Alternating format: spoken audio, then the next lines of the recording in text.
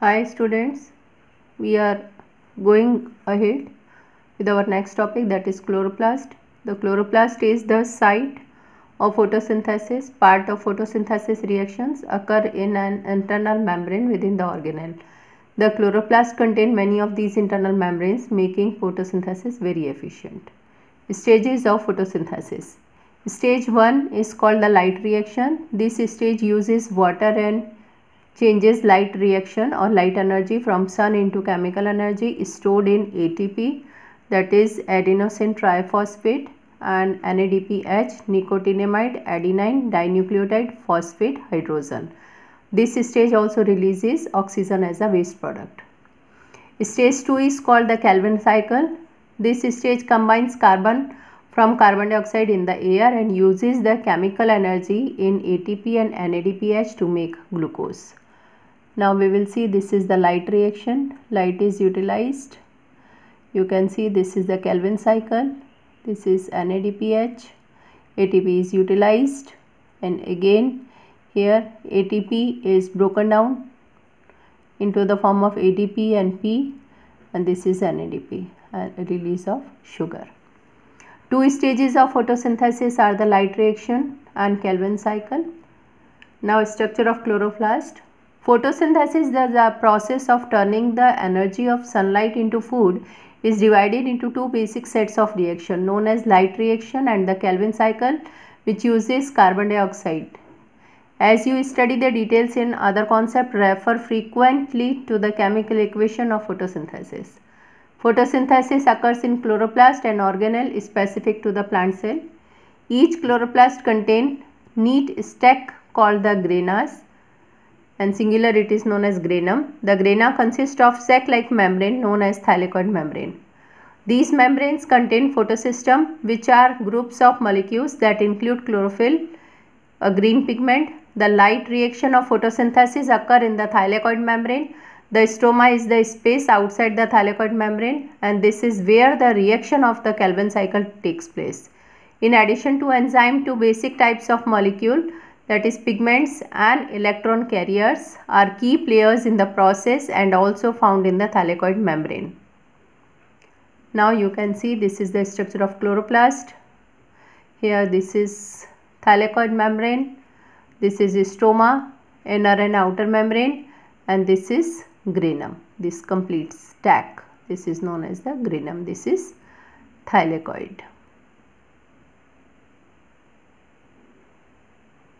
A chloroplast consists of thylakoid membrane surrounded by stroma. The thylakoid membrane contains molecule of the green pigment chlorophyll. Now ETS or electron transport system. Electron carrier molecules are usually arranged in electron transport chain. These concept and pass along energy carrying electrons in small step. In this way, they produce ATP and NADPH, which temporarily store chemical energy.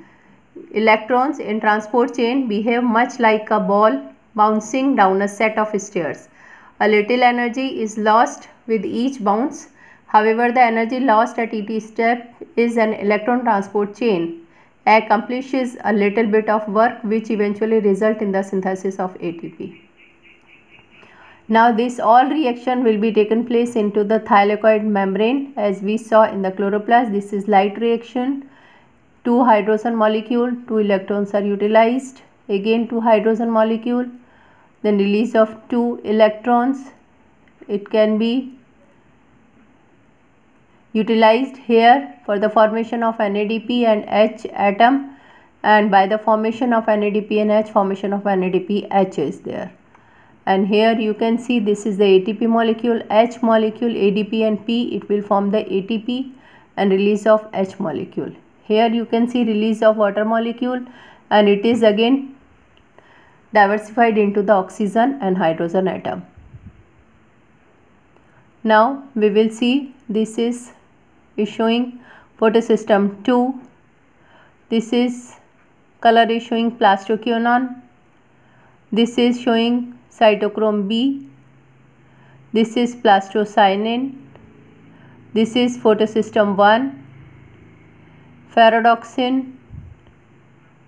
You can see this is ferredoxin, and this is orange color which is showing ferredoxin NADP reductase, and this is ATP synthetase. This all reaction takes place into the chloroplast. The stage of photosynthesis begins with the photosystem 2, so named because it was discovered after photosystem 1. Now pigments. Pigments are molecules that absorb specific wavelength of light and reflects all other. Pigments are colored. The color we see is the net effect of all the light reflecting back at us. Electrons in molecule can exist at a specific energy level. Normally they exist at the lowest possible energy level they can.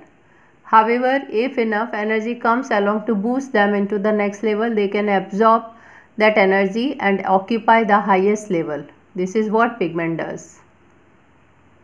The electron in the high energy level does not want to stay there because it is unstable. It wants to return to its normal lower energy level. In order to do this, it must get rid of, release the energy that has put it into the higher energy state to begin with. This can happen several different ways.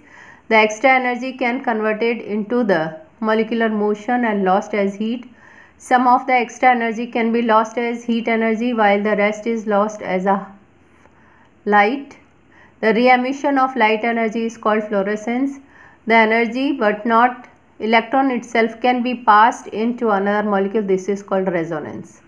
The energy and the electron can transfer to another molecule also. Plant pigment usually utilize the last two of these reactions to convert the sun's energy into their own. When chlorophyll is isolated from the enzyme, it is associated with the second scenario can be seen to happen. Now ideal pigments of chloroplast. A collection of pigments that would absorb all light and thus appear black seems to logical choice, but in fact we know this is not true. Plant except for some of the red alga appear green or brown, not black. If plant had pigment that absorbed UV and X-rays, this would mean so much energy could be absorbed in the light areas that electrons could be knocked off their orbital and the molecule destroyed. If plant absorb UV radiations and radio waves, there would not be enough energy for electron transfer, just enough to warm up the molecule. Pigment that absorb in the visible region gain just enough energy to boost an electron to the next level. However, even in this region, not all visible wavelengths are absorbed. There is some speculation that in the early competitive wars between photosynthetic bacteria, plants specialized so that some would absorb in the red, others green or blue. The survivors in the long run are one with pigments that absorb in the red or blue, reflecting green, at least one on the length. So, today we discussed about the ideal pigment. We studied about pigments. We have seen electron transport system, how it can take place in the thylakoid membrane, structure of chloroplast.